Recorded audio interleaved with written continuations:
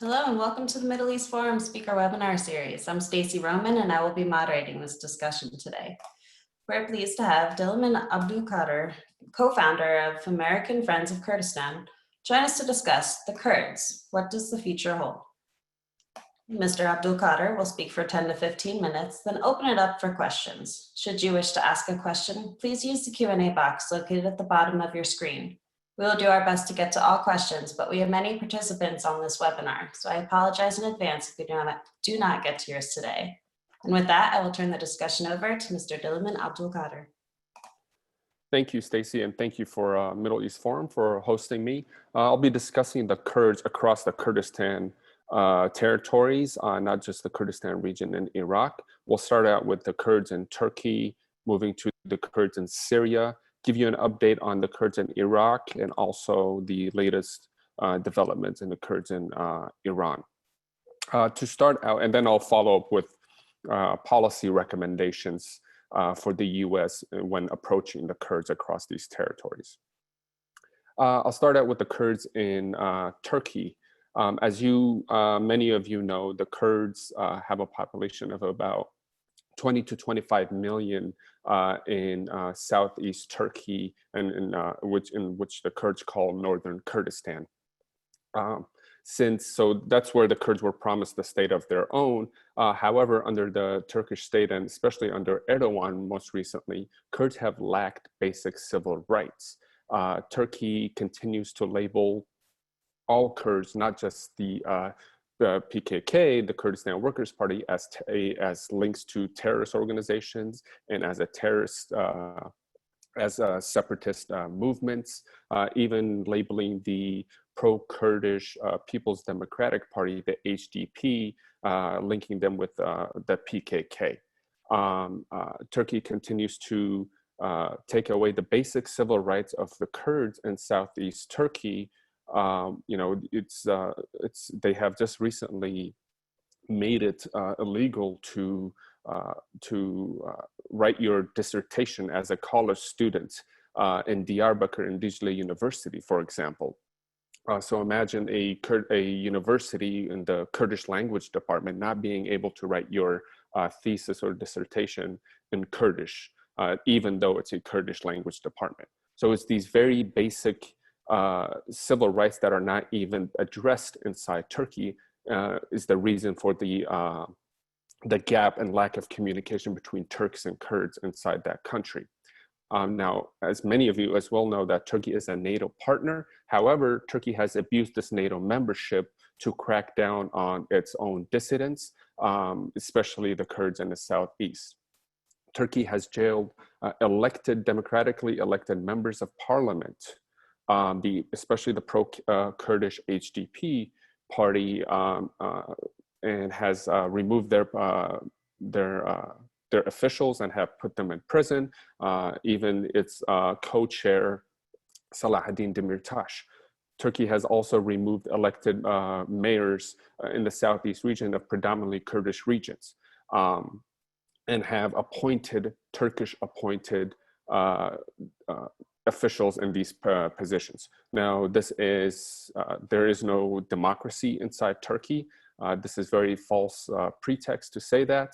But Turkey knows that because it's a NATO partner, that it can get away with literally everything. And as we just have recently noticed, that Turkey has even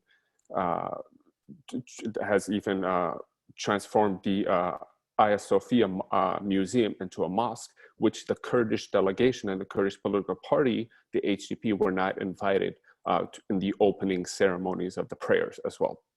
Policy recommendations for the US is to just to push Turkey towards peace talks with the Kurdistan Workers' Party. It should not automatically link every Kurd with PKK and designate them as terrorists. The US has a responsibility to play a mediator role between these two sides.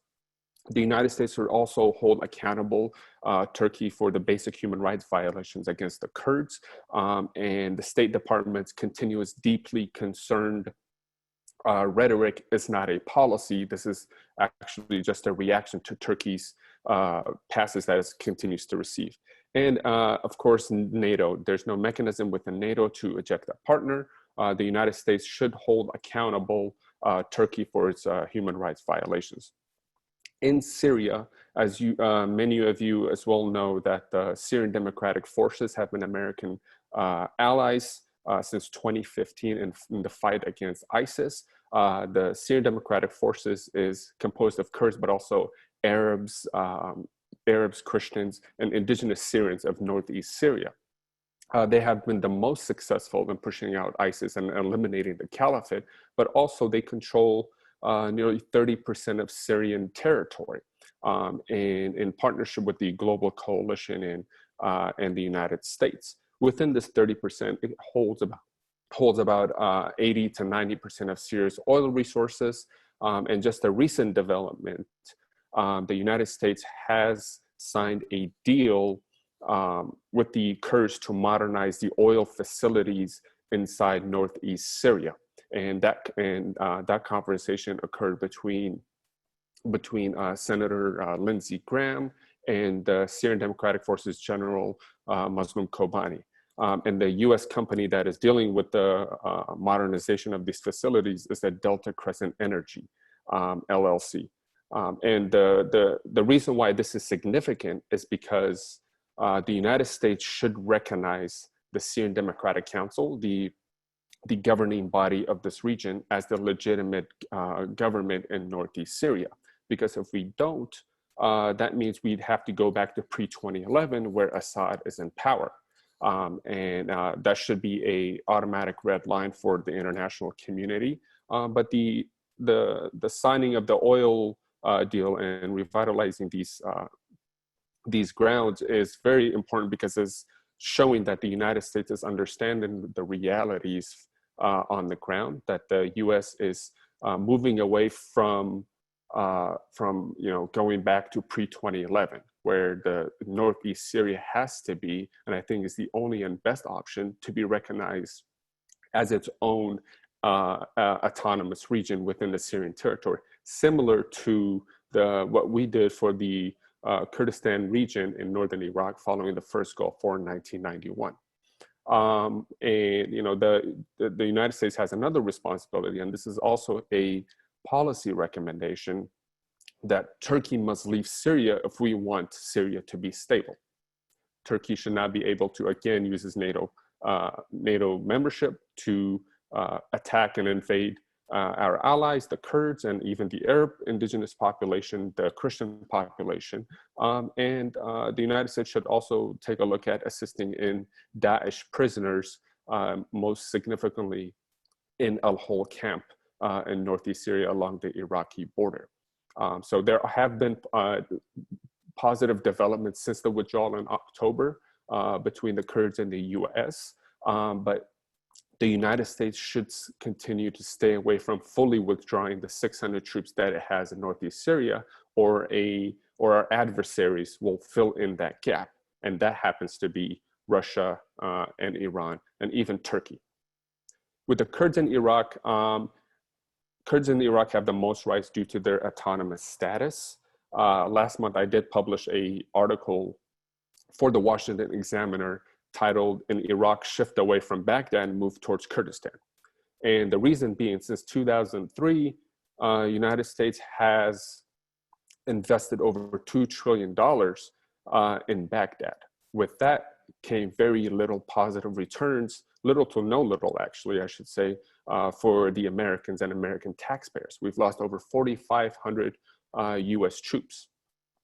My policy recommendations and the developments there, look, the Kurds have been the best and strongest partners, military partners on the ground. They sacrificed over 2,000 lives, the Peshmerga forces, in the fight against Daesh since 2014. And the Kurds in Syria sacrificed over 10,000, I should add, with the Syrian Democratic Forces. The United States should start investing and create the grants to having a permanent position in northern Iraq or the Kurdistan regional government, largely because we've seen and witnessed multiple Iraqi governments come and go, and all have failed. the reality and my argument in that article was that whether we like it or not, Iran is Iraq's neighbor.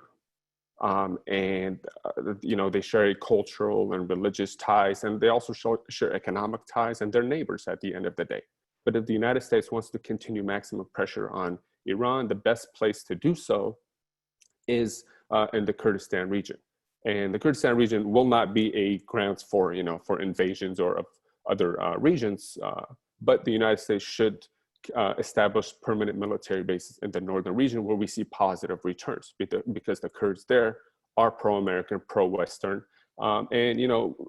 To get away from the military aspect of that relationship, the United States should engage the Kurdistan regional government in institution building rather than continued foreign military assistance. The Kurds are the Kurdish civilians there on the ground are looking now for assistance in establishing institutions, holding those who are entangled in corruption and nepotism accountable. The United States should not, for example, in the National Defense Authorization Act, continue to give the KRG, which is split between the Kurdistan Democratic Party, the ruling party, and the Patriotic Union of Kurdistan, which is two major families that have armed forces behind them, a blank check to do as they please. The Kurdistan regional government is at a stage now where it should be held accountable to nation build. It should be held accountable to have its institutions function, and also the nepotism aspect of it is a huge setback for the Kurds. For our national security perspective, looking at it from a US perspective, if we want the Kurds to succeed and have a better position, it's time for them to have their house in order. And I think the United States is the best actor and partner to do that.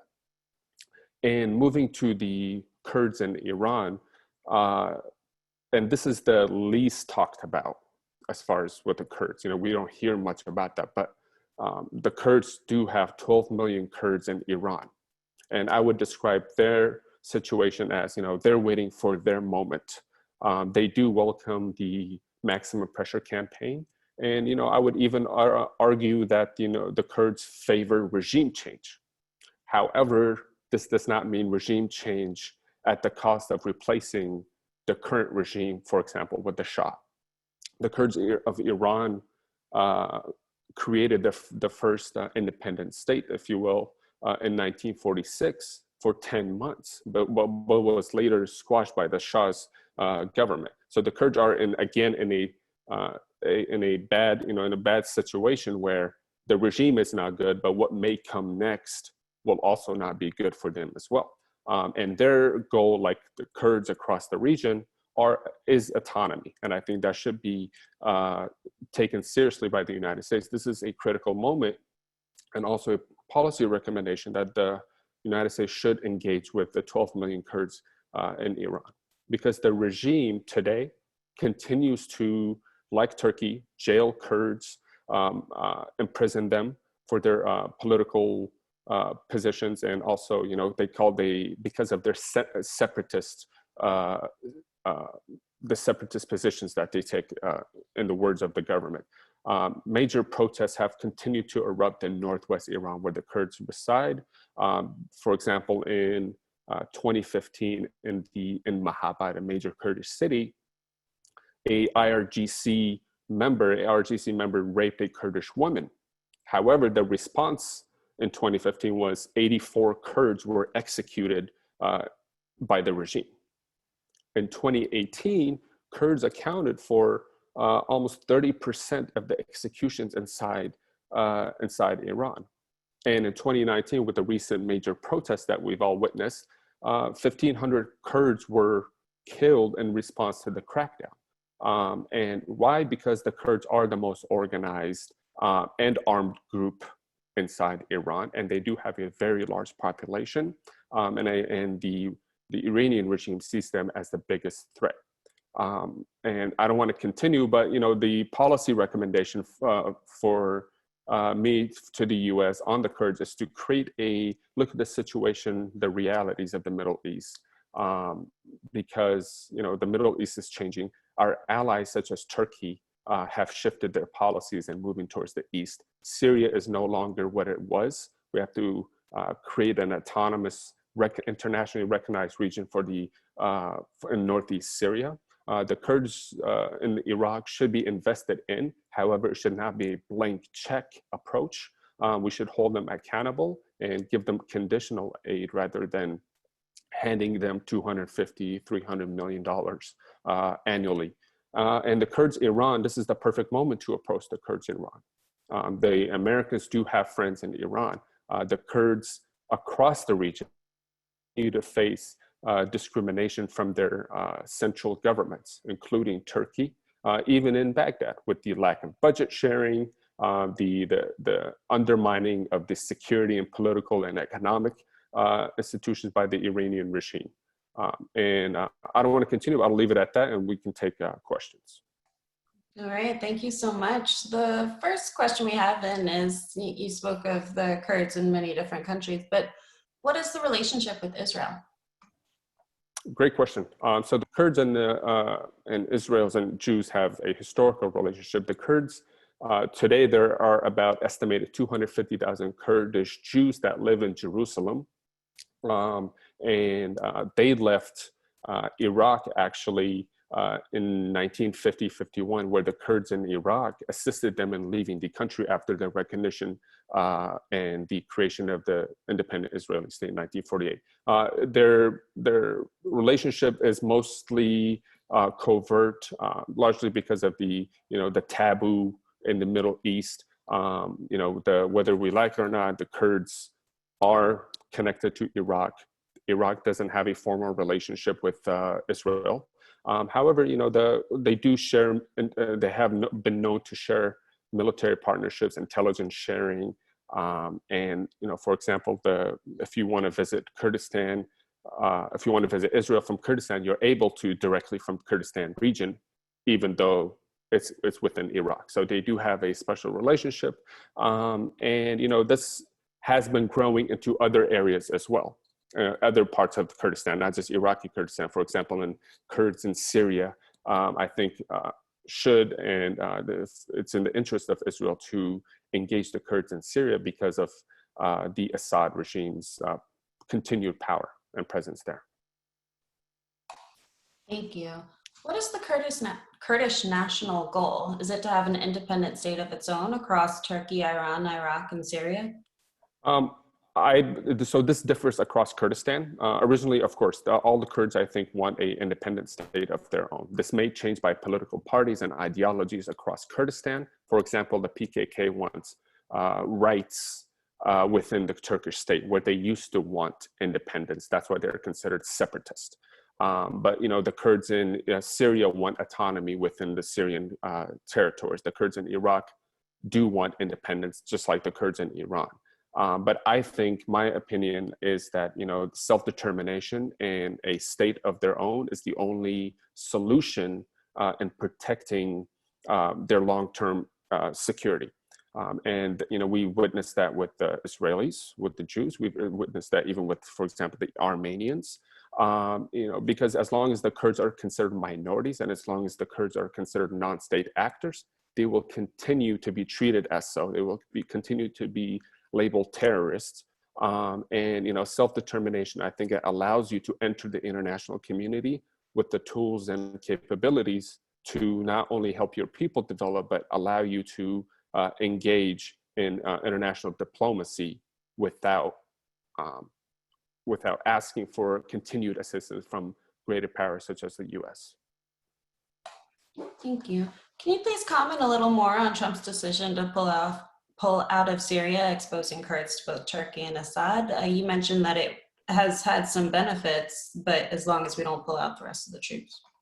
Right. I mean, something that many Americans should understand is that the Kurds never asked the United States to fight for them.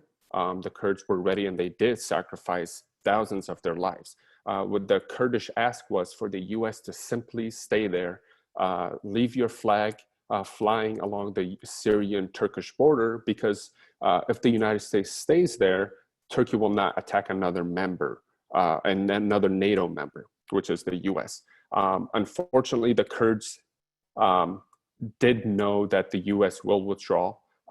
They just did not know that it would be this soon, especially after there were agreements between the Syrian Democratic Forces and the global coalition and the United States to put down the defense systems along the Turkish border. So the Kurds, that's where the Kurdish sentiment of betrayal comes from. The Kurds said, hey, you asked us to put down our defense systems. We guaranteed that Turkey will not invade. Randomly, unfortunately, the administration green-lighted the invasion by Erdoğan, which allowed for the continued occupation of regions that are historically known to be Kurdish and belong to even Armenians and Armenian dissidents and also Arabs in that area. So I think it's a slow path towards fixing this partnership. The military partnership is still strong. However, there is a lack of policy that continues even before the withdrawal in October 2019 between the U.S. and the Kurdish. So that's why I recommend that the United States create a policy of recognizing the Syrian Democratic Council, the governing body of Northeast Syria, like the KRG, but also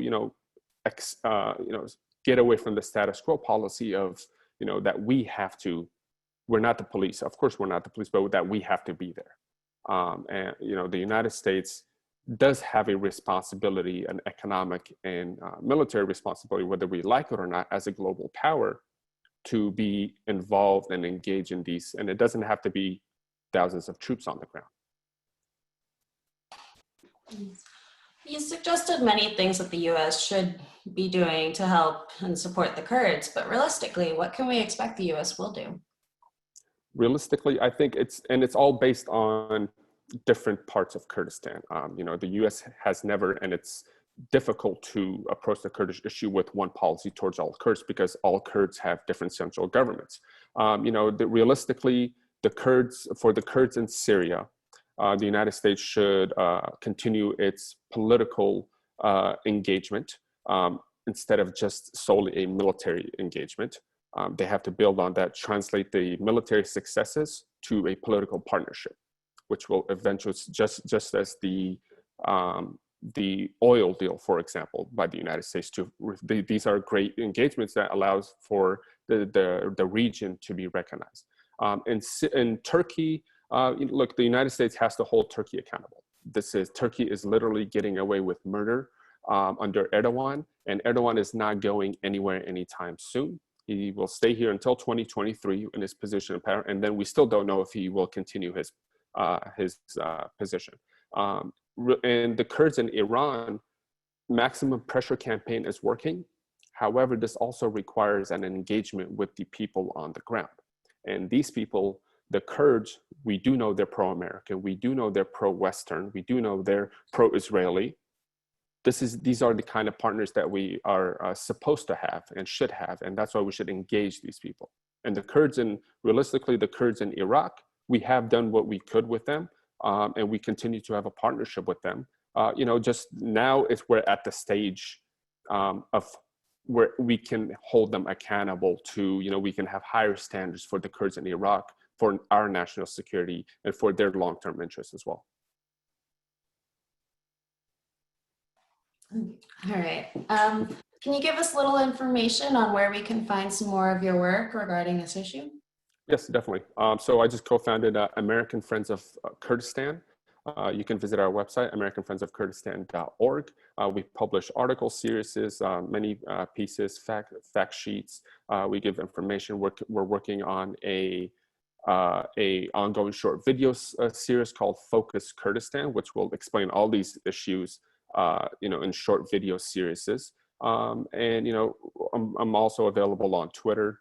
You can find me there as well. Wonderful. Thank you so much. Unfortunately, we've come to the close of our webinar. Thank you again, Mr. Abdulkader, for speaking with us today. Thank you for having me. For our viewers, please be on the lookout for upcoming weekly webinar offerings email coming out this weekend. Thank you all for joining us, and I hope you have a wonderful day.